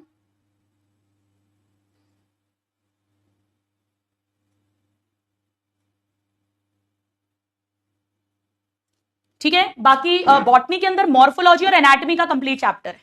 चलो, तो ये करना है बेटा, ये होमवर्क जैसा जैसा मैं दे रही हूं इसे जरूर जरूर जरूर करना है। और हम नेक्स्ट क्लास में मिलेंगे, न्यू चैप्टर फोटोसिंथेसिस, बहुत बहुत बहुत मजेदार। अगेन गाना सुना दो, स्टोरी सुना दो। स्टोरी यार जूलॉजी में तो बहुत स्टोरी आती है, बट कौन सी स्टोरी सुनाऊं? मैंने आपको बीपी वाली स्टोरी सुनाई, ब्लड प्रेशर वाली। ब्लड प्रेशर की क्या हुआ मेरी फ्रेंड के साथ, ये स्टोरी वैसे आपको बहुत हेल्प करेगी जब आप डॉक्टर्स बनेंगे। आपने देखा होगा कि डॉक्टर स्टेथोस्कोप लगाकर और ब्लड प्रेशर चेक करते हैं, है ना? सुनाइए क्या? ओपीडी थी हमारी, हम लोग फर्स्ट प्रॉफ में थे, हमारी पोस्टिंग लगी हुई थी, और मैं और मेरी फ्रेंड अंजलि, हम दोनों की पोस्टिंग थी साथ में। तो गायनेक वार्ड में हमारी पोस्टिंग थी। तो सबसे पहले हमको बीपी मेजर करने के लिए दिया गया था। तो एक लेडी थी पेशेंट, वो आई, तो मैम ने बोला इसका, अंजलि मेरी फ्रेंड को बोला, बोले इसका बीपी चेक कर दो। तो उसने बीपी चेक कर लिया और उसने मैम को बता दिया। अब वो मेरे पास आई, उसने मुझे बोला यार मेरे को कुछ सुनाई नहीं दिया, क्योंकि ब्लड प्रेशर चेक करते हैं ना तो एक साउंड आती है, मैं जूलॉजी में सिखाती हूँ कि बीपी कैसे मेजर करते हैं, उसका क्या फंडा होता है। जूलॉजी वाला लेक्चर देख लेना जहां ब्लड प्रेशर सिखाया है, बॉडी फ्लूइड्स का लास्ट लेक्चर, यकीन 3.0 में। तो मैं बताती हूँ कि एक्चुअली बीपी कैसे मेजर करते हैं, बिल्कुल लास्ट में बताया है मैंने।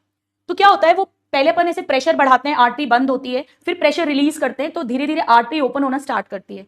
तो जैसे ही आर्टरी पर्टिकुलर लेवल पर ओपन होती है, ब्लड टक करके गिरता हुआ सुनाई देता है। वो आवाज जो होती है वो हाई सिस्टोलिक बीपी होता है। फिर टप टप टप टप टप टप, जब आर्टरी पूरी ओपन हो जाती है फिर वो आवाज गायब हो जाती है, डिसअपियर हो जाती है। वो डायस्टोलिक लोअर वाला बीपी होता है। बट आप लोग भी शुरू में, इतना इजी नहीं है वो साउंड कब आ रही है और कब जा रही है। पंखे, कूलर, सबकी आवाजें आती हैं, क्योंकि शुरू में अपने ईयर्स जो है वो इतने अट्यून नहीं होते। और ओपीडी में तो वैसे ही इतनी ज्यादा शोर होता है, पेशेंट्स का शोर और वार्ड लेडीज का शोर, तो उसको कुछ भी सुनाई नहीं दिया। तो उसने नॉर्मल 120/80 लिख दिया। मैम ने उसको फिर से बोला एक बार फिर से चेक कर लो। उसने डर के मारे फिर से वही बोल दिया। अब उसके बाद उसको कुछ नहीं बोला उस समय, उसको पेशेंट को जो है मैम ने खुद स्टेथोस्कोप लिया और जो भी कुछ है चेक वेक करा। और वो हाइपरटेंसिव पेशेंट थी, मैम की पुरानी पेशेंट थी, उन्हें पता था इसको हाई बीपी रहता है। तो उसका खैर बीपी बहुत बढ़ा हुआ था, हमें नहीं बताया, मैम ने उसको मेडिसिन लिखकर भेज दिया। She was a good lecturer, तो उन्होंने हमें पेशेंट्स के सामने हमारी बेइज्जती नहीं करी, हमारी इज्जत का फालूदा नहीं निकाला। वरना ऐसे भी टीचर्स होते हैं, ऐसे लेक्चरर्स होते हैं जो पेशेंट के सामने बहुत बुरा रगड़ते हैं, और पेशेंट फिर आपको सहानुभूति देता है, बोला नहीं नहीं नहीं कोई बात नहीं है मैम, अभी तो आप सीख रहे हो, देखना आप भी बहुत अच्छे डॉक्टर बनोगे, बहुत बड़े डॉक्टर बनोगे। तो पेशेंट कई बार हमें कंधा देते हैं रोने के लिए। बट एनीवेज वो बहुत अच्छी मैम थी, तो उन्होंने हमें सबके सामने बेइज्जत नहीं किया। जब ओपीडी खत्म हो गई तो उन्होंने बोला, स्टेथोस्कोप देखकर बोले अंजलि मेरा भी नापो। तो उसने फिर से करा, वो तो बेचारी डरी हुई थी। फिर उन्होंने मुझे दिया, उसने बता दिया मैम नॉर्मल, जो भी मैम का नॉर्मल बोल दिया। फिर उन्होंने मुझे दिया, तो मैंने लगाया, तो मुझे भी कोई आवाज नहीं आया। तो मेरी क्या शुरू से एक आदत है कि मैं बोल देती हूँ अगर मुझे नहीं सुनाई आता है, भले ही डांट पड़े। तो मैंने कहा ma'am sorry but I am not able to listen anything, I am not able to hear anything. तो उन्होंने मुझे, फिर हम दोनों को बोला, उसको मेरी फ्रेंड बोले गधी, वो ऐसे बहुत बोलती थी, बोले गधी तुझे सुनाई दे रहा है? तो वो रोने लग गई एकदम, उसकी आंखों में आंसू आंसू आ गए। तो फिर उन्होंने बोला बेटा ये स्टेथोस्कोप का नॉब बंद है, कैसे सुनाई देगा? तब से ऐसी आदत पड़ी है, आज भी मैं जैसे ही स्टेथोस्कोप लगाती हूं, मेरी आदत है कि मैं सबसे पहले वो जो नॉब होता है, जैसे ये अपना स्टेथोस्कोप है, तो यहां पर ये जो नॉब होता है, इसमें मैं टक टक मार के देखती हूँ कि आवाज आ रही है या नहीं, एम्पलीफाई होकर। क्योंकि इसमें ना ऐसा ऐसा रहता है, इसको ऐसे घुमा दोगे तो ये बंद हो जाता है, तो आवाज नहीं आती है। तो इसको ऐसे, आज भी मेरी आदत है, भले ही कितनी इमरजेंसी हो रही है और रात को 3 बजे भी आप मुझे स्टेथोस्कोप दोगे ना कान में लगाने को, तो मैं लगाकर, रिफ्लेक्स एक्शन बन गया, लगाकर और टक टक करके चेक करूंगी कि नॉब ऑन है या नहीं है। तो वो दिन और आज का दिन, it was a big lesson. जैसे मैं आपको बता रही हूँ, जब आप लोग फर्स्ट प्रॉफ में जाओगे और बायोकेमिस्ट्री के अंदर आपको हिस्टोलॉजी की स्लाइड्स मिलेंगी, मतलब आपको कुछ टिश्यूज मिलेंगे माइक्रोस्कोप में देखने के लिए, तो उसमें क्या होता है, सब कुछ पिंक और ब्लू दिखता है, वो डाई होती है उसके कारण। तुम कुछ कुछ आपकी क्लास में जरूर ऐसी स्टूडेंट्स होंगे, एक दो तो होते ही होते हैं, जनरली लड़की होती है कोई ना कोई, हमारे बैच में भी थी। अभी तो लुधियाना में, पंजाब में बहुत फेमस गायनेक डॉक्टर है वो, तो अच्छी फ्रेंड है मेरी। तो उसकी क्या आदत थी, माइक्रोस्कोप, वाह कितना अच्छा दिख रहा है, कितना प्यारा दिख रहा है, हम देखे हमको कुछ दिखे ही नहीं। तो मुझे अभी भी याद है, उसके कारण इतने बच्चों की डांट पड़ती थी। जो बायोकेमिस्ट्री की प्रोफेसर थी हमारी, वो दूसरों की डांट लगाती थी, बोले उसको देखो कितना अच्छा दिखता है, तुमको कुछ दिखता ही नहीं है। तो कई बच्चे बेचारे डर के मारे बोल देते थे हाँ दिख गया दिख गया दिख गया।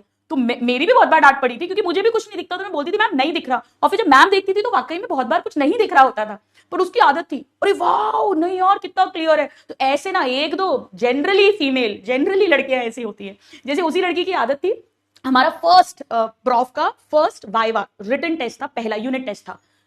तो जैसे ही उसने पेपर हम सबने लिखना शुरू करा, पेपर मिला, 10-15 मिनट ही हुए थे, मैम शीट सप्ली। हमको अपनी टेंशन नहीं हुई, हमको उसकी टेंशन हुई, बोले 15 मिनट में यार अपना तो अभी कुछ भी नहीं, अभी तो एक आंसर भी नहीं लिखा है। तो खैर उसके बाद उसने 3-4-5 सप्ली फपली ले ली। हमारे को तो मुश्किल से 1-2 सप्ली लगी होंगी जो भी हो। उसके बाद जब रिजल्ट लगना था ना नोटिस बोर्ड पे, तो हम सबको अपने नंबरों की टेंशन नहीं थी, उसके नंबरों की टेंशन थी, उसके कितने नंबर आए। ऑफ कोर्स उसके कोई बहुत अच्छे नंबर नहीं आए थे, फिर हमको धीरे धीरे समझ में आ गया कि उसकी आदत है, वो क्या करती है, जैसे फर्स्ट क्वेश्चन नहीं आया तो उसके लिए 2 पेज छोड़ दिए, सेकंड क्वेश्चन नहीं आया उसके लिए 2 पेज छोड़ दिए, इसीलिए वो ज्यादा सप्ली भी लेती है, जल्दी सप्ली भी लेती है। तो खैर एनीवेज, तो ऐसे 1-2 स्टूडेंट्स आपके भी एमबीबीएस बैच में जरूर होंगे। अगर होंगे तो जब एमबीबीएस में आ जाओगे तो कभी इंस्टा पे या जहां भी अपन टच में होंगे वहां मुझे बताना कि देखो मैम आपने कहा था ना, और ये देखो हमारी क्लास में भी ऐसे नमूने हैं। ठीक है, तो हमेशा याद रखना कि स्टेथोस्कोप का नॉब ऑन है या नहीं, ये बड़ा इंपॉर्टेंट है। ये स्टोरी हमने सुनी है, आई थिंक 3.0 में बताई होगी। मैं बहुत ये मतलब कुछ कुछ ऐसे एपिसोड्स होते हैं ना आपको याद रह जाते हैं, भरे पड़े। हाँ चलो ठीक है, तो अब आज की क्लास को एंड करते हैं। गाना कौन सा सुना दूं यार, आवाज भी भारी हो रही है, नए गाने तो आते नहीं है, आज रहने देते हैं। आज अपना लास्ट क्लास है, जरूर बताना ये चैप्टर पढ़ के कैसा लगा। ऐप पर मुझे मैसेजेस कर देना, जो डाउट्स हो वो भी भेज देना, और हम मिलते हैं नेक्स्ट क्लास में एक नए चैप्टर के साथ। होमवर्क करना कोई भी नहीं भूलेगा, most important. Bye everybody, take care, lots of love and lots of blessing. Thank you, God bless you.